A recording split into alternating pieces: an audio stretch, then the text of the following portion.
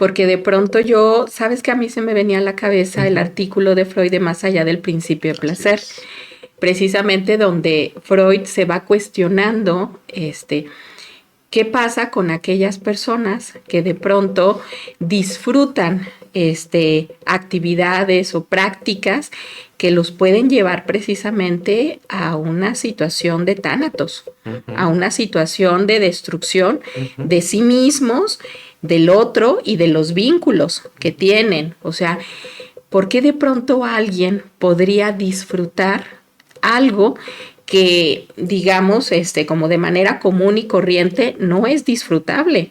Al contrario, y algo que no es bueno, ¿no? De manera normal. Y de pronto él escribe este artículo pensando en eso, que hay un más allá del principio de placer, ¿no? Y que también resulta placentero aquellas prácticas y aquellas actividades que nos ponen al límite, que nos ponen al borde.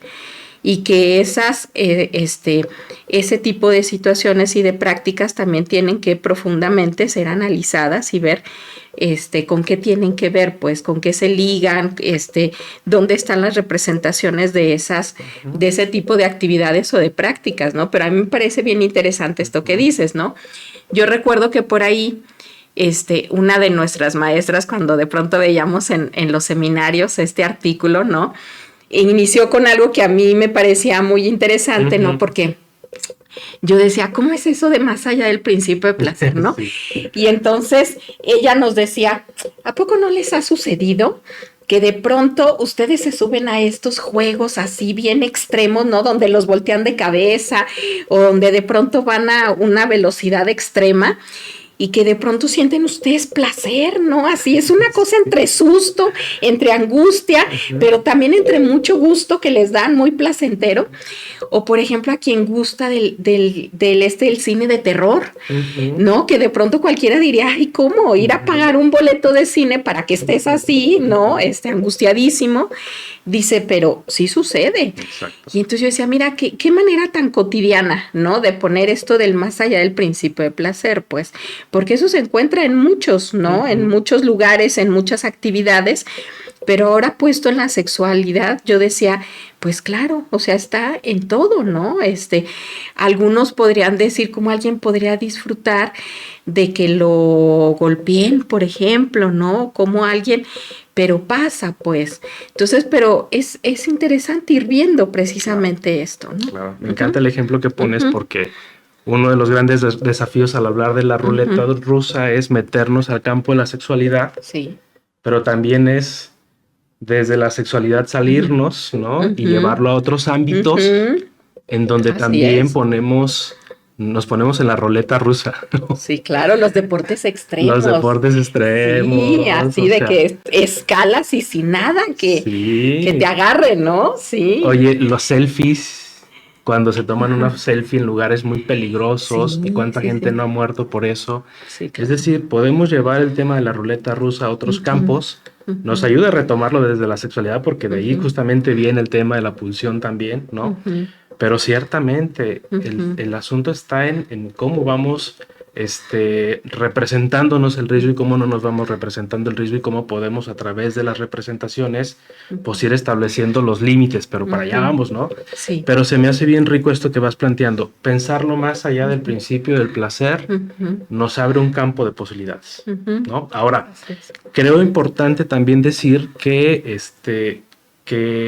que desde el psicoanálisis lo citaba McDougall, ¿no? Decía, bueno, esto es una solución a traumas infantiles, a traumas de la infancia, es una manera de solucionar un problema, una solución no adecuada, pues, ¿no? Una solución que puede estarnos destruyendo y que de alguna forma, pues, si vamos al analista, podemos ir identificando esas soluciones y poder traducirlas en algo más orientado a la vida. Así es. ¿No? Que ese es el gran desafío precisamente.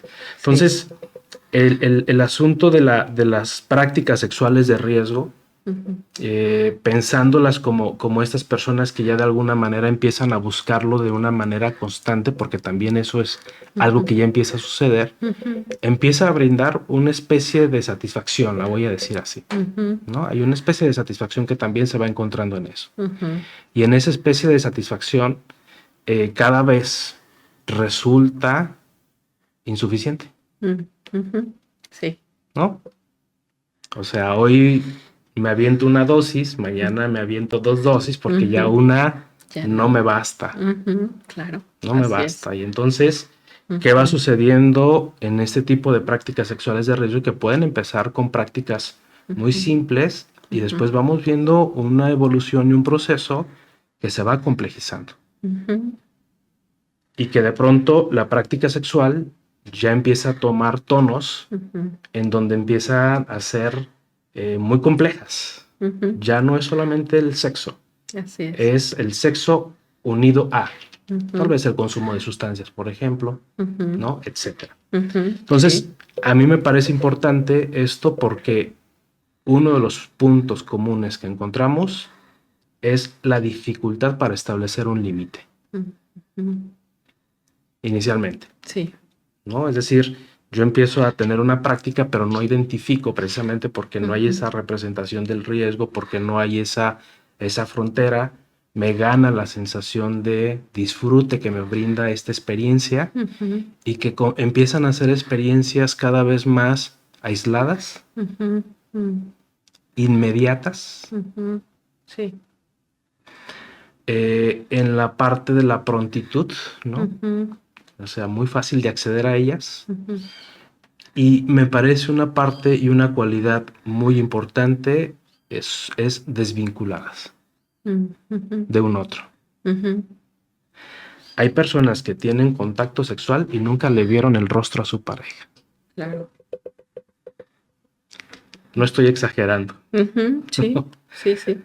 Obviamente estamos yéndonos a unos extremos, ¿no? Yo ni siquiera le vi el rostro a mi pareja. Tuve una experiencia de satisfacción sexual, pero no logramos establecer un vínculo ni una relación. La sensación después de esto, y esta es la parte que quisiera recuperar, es una sensación de vacío. Así es. ¿No? Es una sensación de pérdida, es una sensación pues de que queda algo cada vez más profundo. Y esta sensación, esta angustia que se empieza a desprender, pues bueno, ¿cómo la voy a cubrir? Porque también McDougall hablaba del dolor psíquico, ¿no? Este dolor psíquico que también se empieza a presentar, porque a fin de cuentas, no olvidemos que estamos hablando de traumas, de situaciones infantiles, de algo que ha pasado en mi vida, de algo que ha pasado también en esa búsqueda permanente del amor. ¿No? Que muchos le llaman el amor, ¿no? Sí. Se enamoran de una sola noche. Pues empieza a traducirse en esas situaciones indeseables, en ese dolor psíquico que se pretende tapar precisamente con este tipo de prácticas. Así es. ¿No? ¿Cómo me desprendo de esta angustia tremenda, de este sufrimiento mental? Porque no es del cuerpo, es de la mente. Hay personas que incluso se hacen daño en el cuerpo para poder mitigar un poco el dolor mental, ¿no? ¿Y cómo lo hago? Pues a través de haciendo cosas que precisamente, pues lo que se traducen es en un daño.